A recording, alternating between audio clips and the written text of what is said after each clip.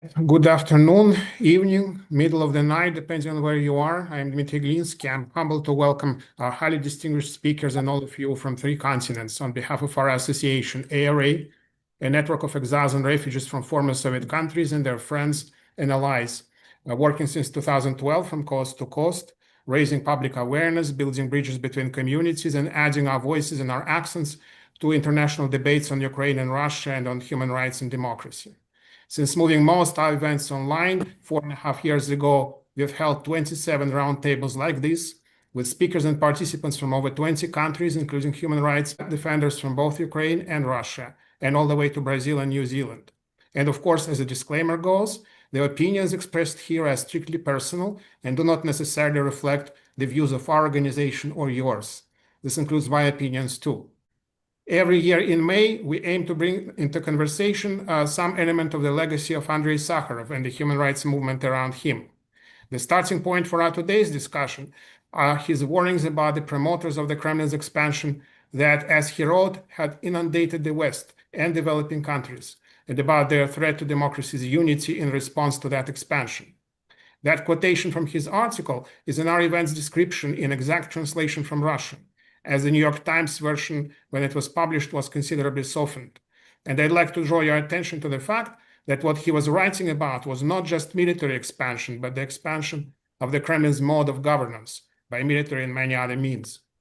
And even though today's Russia standing in the world and its internal condition are qualitatively different, I would even say pitiful in comparison with the USSR 40 years ago, its yearning for global expansion is plain to see, both in the Kremlin and in the privileged layers of its society, its corporate and security establishment. And I'd argue that its ultimate goals are ideological and political, that is to help bring to power in key Western countries anti-liberal forces and help sustain them in power, so that autocratic Russia, with all its brutality towards its own people and its neighbors, does not look too bad in comparison, and so that liberal democracy is no longer a viable alternative in the minds of Russian dissenters and would-be future dissenters. So there is an underlying ideological motivation, at times even I would say fervor, which is anti-liberal at its core, like in Soviet times, only back then its foreign base, so to speak, was mainly on the left, while today it's mainly on the right, especially the far right, which is also becoming not so far as it gets normalized through success at the polls. In some ways, this is a reversal to the Tsarist Russia, whose main foreign allies were also on the right wing of Western societies. And as far back as around the time of 1848 revolutions in Western Europe, Imperial Russia was providing material support to right-wing periodicals all the way to France. Now, just as in Soviet times, there are supporters of this agenda in the West driven by beliefs, this time mainly conservative beliefs, that, as Sakharov put in that article, merit discussion. And on the other end, at the higher level of Western societies, the Kremlin has weaponized corruption like its predecessors tried to do. This is a remarkable degree of continuity, in my view, given all the geopolitical and technological changes around us. Speaking of some of the differences brought about by the age of globalization, one of them I'd like to emphasize is the blurring of identity boundaries between Russia and Kremlin-affiliated agentura on one hand, and the non-Russian, Western-bred promoters of its agendas. Dual and even transnational identities juggling positions of influence in more than one system and vacillating in between them depending on the convenience. One glaring example of this is the father and son Lebedevs. The father, Alexander Lebedev, former Soviet intelligence official in London, then a hardline member of the Russian Duma and a media magnate in both Moscow and London, currently under Canadian and Ukrainian sanctions only. His son, Yevgeny Lebedev, is a media magnate in the United Kingdom, the likely future successor to his father as owner of his Russian media, and also the only Russian-born member of the House of Lords, though quite a few Soviet and Russian dissident emigres might have been better qualified for this high honor, something that would be quite unthinkable in Soviet times. Now, I'd like to share with you a bit from my previous writings on the post-Soviet Russia impact on democracies, which I sought to explore back in my early 30s while still in academia before leaving it for nonprofit work and community organizing.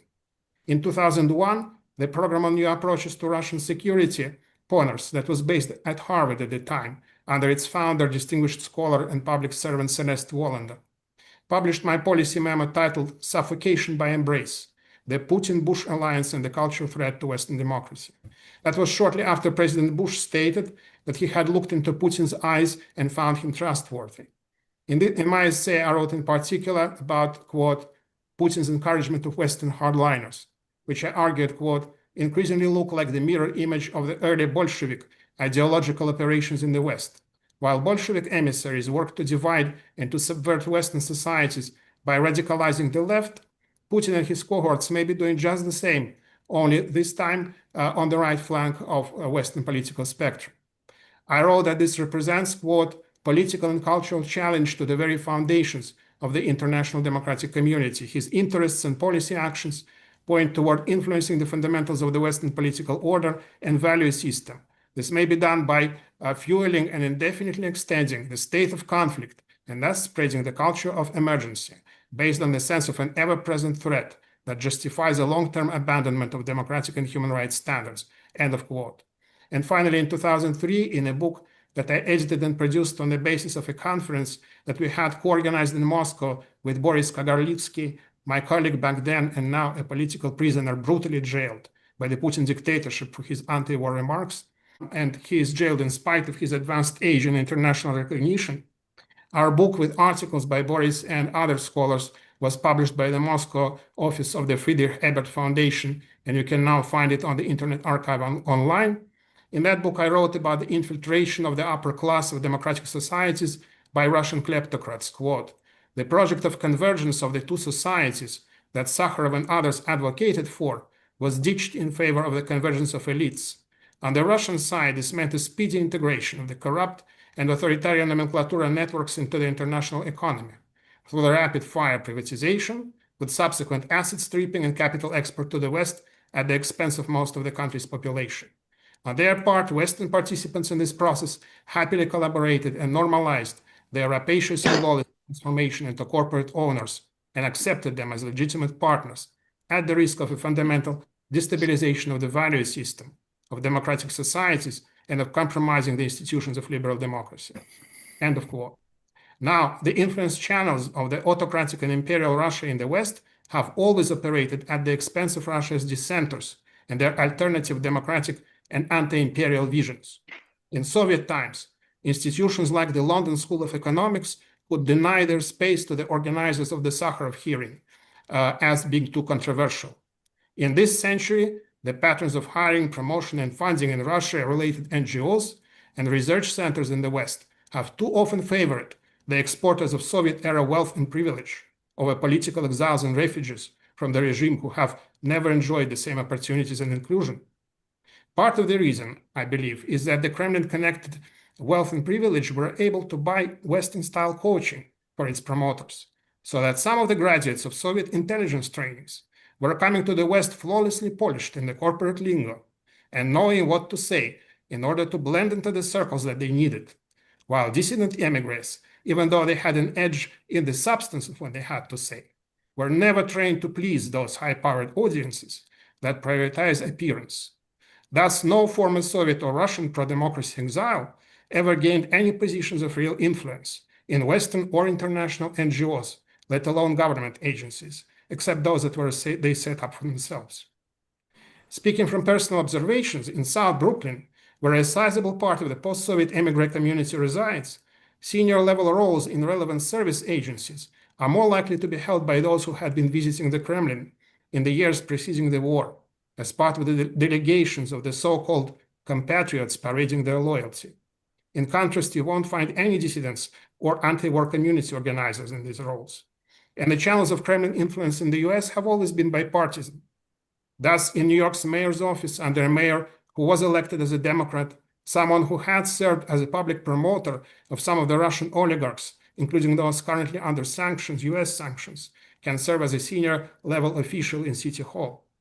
And in my own part of the city, where every single elected official is a Democrat, there is an NGO that was openly funded by the Russian Foreign Ministry and aggressively promoting its agenda. And that group for years enjoyed privileged access as compared to pro-democracy and anti-war exiles. Now, in the subtitle of today's event, you can see the word hearing. So we decided to call it a hearing, even though there is no jury and no verdict to be pronounced.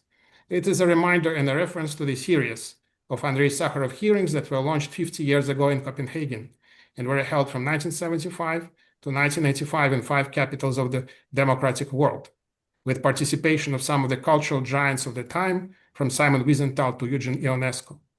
And I'm truly honored that we have here today 2 of the participants of these hearings.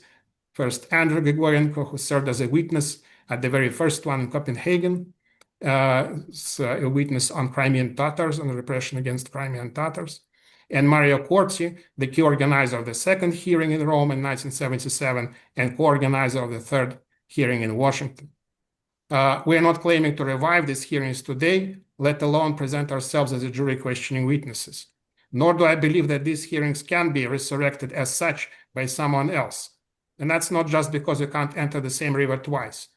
They were closely tied to Sakharov's own activities. They were guided by his directly expressed vision. Their purpose was to publicize and to examine the Soviet human rights violations at a time when Western audiences were still largely uninformed about them. The logic of those hearings was grounded in the universally recognized values codified in the Helsinki Accord. And after 10 years, they saw their goals in a certain sense accomplished. Not only Soviet human rights violations became universally acknowledged and condemned, but Moscow itself, in the person of Mikhail Gorbachev, essentially pleaded guilty to them after having released Sakharov and other political prisoners. In a stark contrast today, hardly anyone in the West would deny the fact of massive human rights abuse in Russia. The central question, it seems to me, hanging over these discussions is rather, does it matter, given so many intractable problems and suffering in the world, and the seeming indifference of the post-Soviet Kremlin to any such critique? And isn't that even perhaps a distraction from other international causes that appear much more important to the more influential and numerous constituencies? Or maybe this regime is even a role model, not inspired but because of its nature, as some of the hard right in the West and the dark money behind them are looking to close the books on liberal democracy altogether. And yet I believe that we can and that we should build on the legacy of these hearings to preserve and to affirm the value and worth of the tradition of rational dialogue based on facts, the tradition that is now under such a ferocious assault in our developed world. And I agree with Tatiana Yankelievich's proposal last year to build upon these hearings, to steer public debate on the global crisis threatening our humanity through the lens of Sakharov's thought and action. And the continuing empowerment of anti-liberal and autocratic agendas in the West is one major manifestation of this crisis. Now, while we are not in a position, or at least not now, to launch anything on the scale of those hearings, we can collectively make our first step today. And then maybe someone else, hopefully in collaboration with us, might make a bigger step in this direction. And given that in October there will be the 50th anniversary of the first hearing, I'd like to propose to those present here to think about marking that date with more representative and thorough online conference exploring their significance and relevance for our days. Now, to conclude, I would like to go briefly back to the 19th century and to Alexander Herzen, who I believe can help us shed light on our current situation. In 1854, when Britain and France were about to enter the Crimean War, and some on the right wing in Western Europe were not happy about such a forceful response to Russia's expansion into the Balkans, Herzen published his open letter to William Linton, British liberal publisher and activist of the Chartist movement.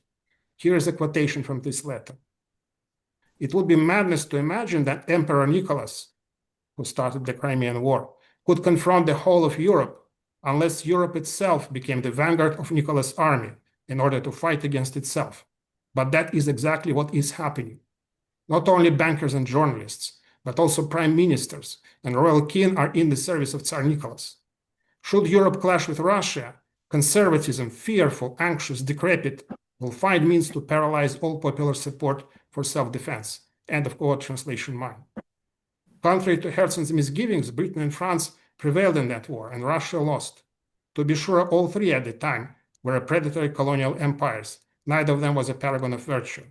Yet from the standpoint of the interests of most Russians, that defeat turned out to be highly beneficial for them and for Russia's internal development, followed by the most far-reaching reforms in its history and rapid economic growth. Over a century later, the Soviet Union, a nuclear superpower like today's Russia, suffered defeat in Afghanistan, not without Western involvement. And that defeat had no less of a positive impact on its political development, much more so on the geopolitical situation of its neighbors, which for most of them became long-term and could not be reversed by subsequent changes inside Russia. These outcomes of the Crimean and of the Afghan war, each of them conceded after the death of that Russian ruler that launched it, became possible due to considerable Western unity around the rejection of Russia's repressive practices at home and attempts to expand them abroad.